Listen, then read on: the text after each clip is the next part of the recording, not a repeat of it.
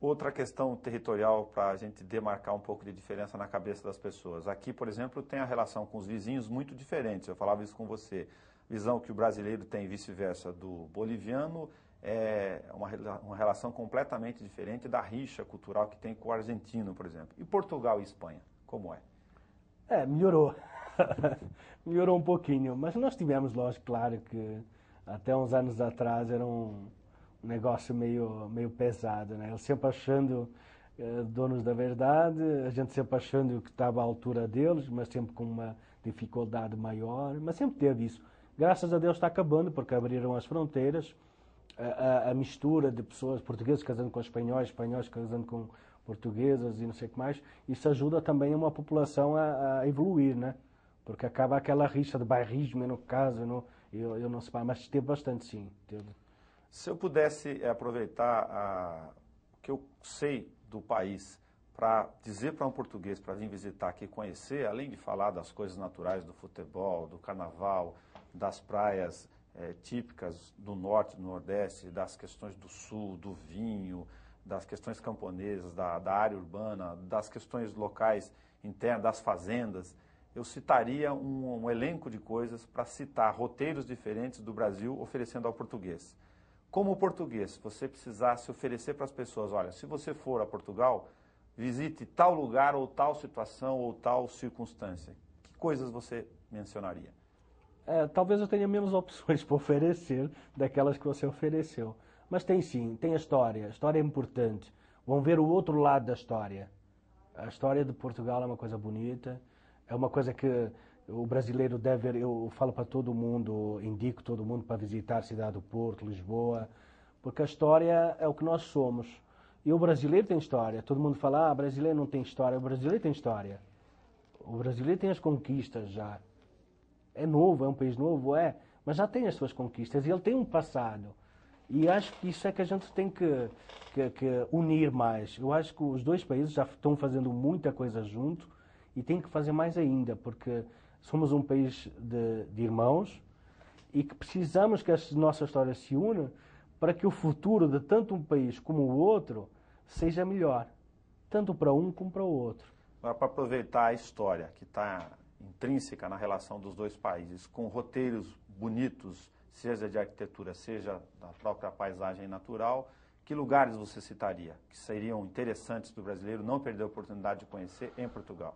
Olha, as praias do sul são maravilhosas, mas o Brasil está cheio delas para ver. A praia é muito bonita, hotéis lindíssimos, praticamente só se fala inglês. Agora, o norte, eu sou do norte, então eu sou mais de cidade de trabalho.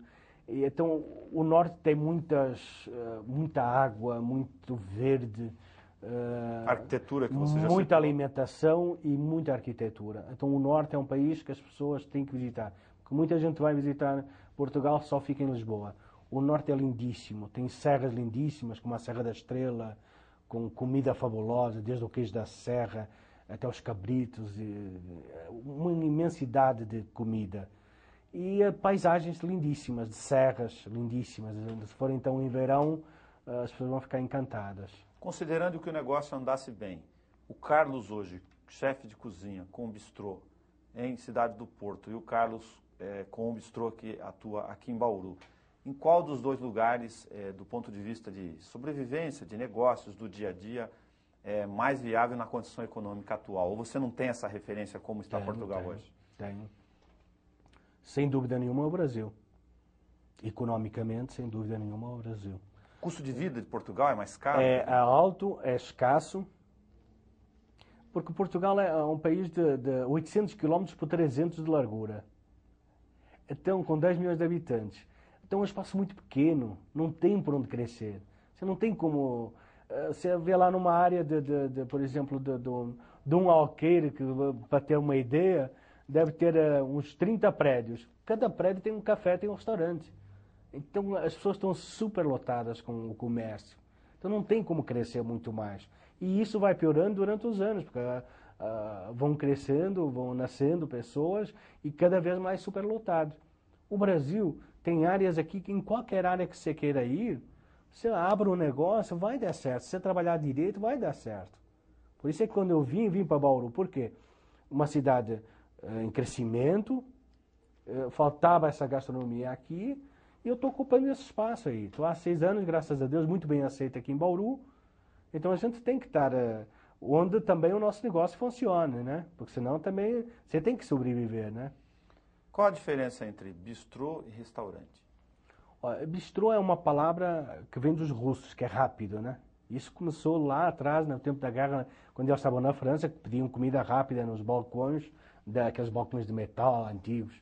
E esse balcão acabou sendo chamado depois de bistrô, porque os russos falavam bistrô e queriam dizer comida rápida, a comida que o dono fazia ali, né?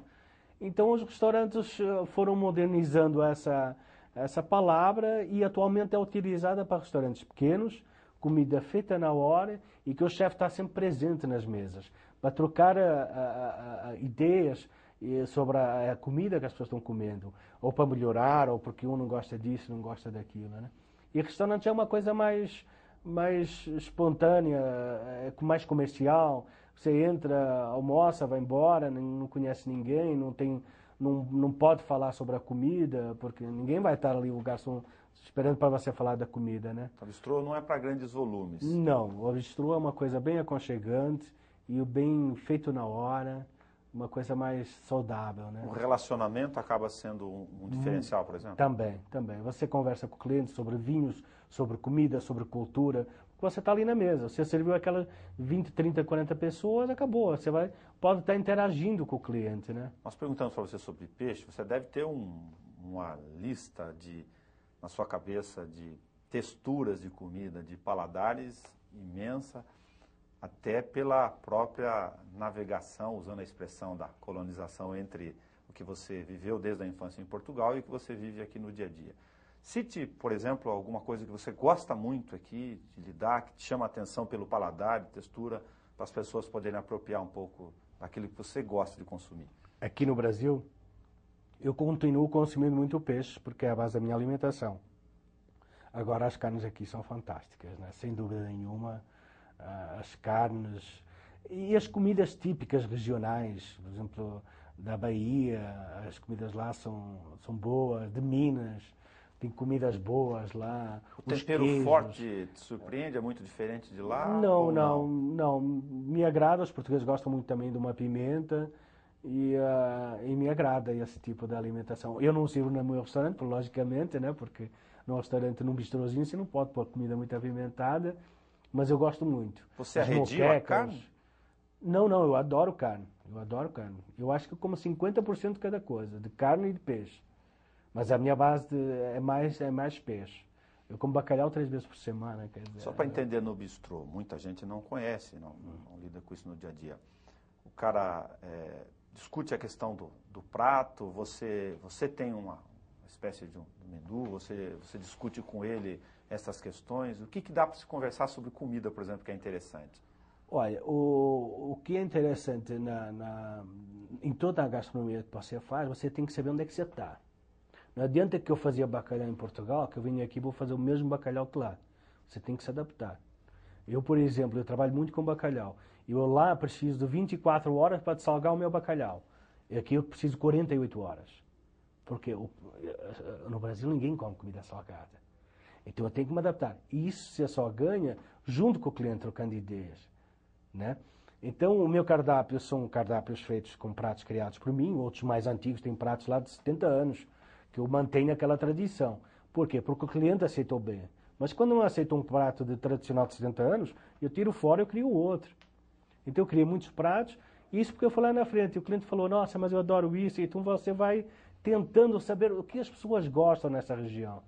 E você vai tentando pôr na mesa aquilo que o cliente gosta. Tem alguma coisa que você já adaptou agora ao paladar principal da maioria do brasileiro que você trouxe de lá, mas que não pegou bem aqui pela característica do brasileiro? Um tipo de alimento, por exemplo, ou não acabou não ocorrendo? Tem algumas coisas que são as pessoas, por exemplo, eu como muito coelho. Nós em Portugal comemos muito coelho. Aqui algumas pessoas acham que é bicho de estimação. Eu amo coelho, me desculpem quem gosta do coelho como bicho de estimação, mas eu sou apaixonado por coelho. Mas aqui tem gente que gosta de rã, você já experimentou? Já, bastante, mas eu prefiro coelho. A carne quase idêntica, mas o coelho consegue ter uma carne muito mais saborosa. Assim como lá pegar um outro alimento derivado da carne que tem uma diferença muito grande, até pelo cheiro, considerar uma carne forte. O carneiro, por exemplo. Exatamente. Mas nós comemos muito carneiro, cabrito, coelho, pato e aves também. Codorna é típico da região do norte comer. Se eu fizer uma codorna aqui, metade das pessoas vão chorar, porque coitadinha do bichinho, né? Então, houve alguns pratos que eu tentei pôr no bistrô e não consegui porque são hábitos diferentes.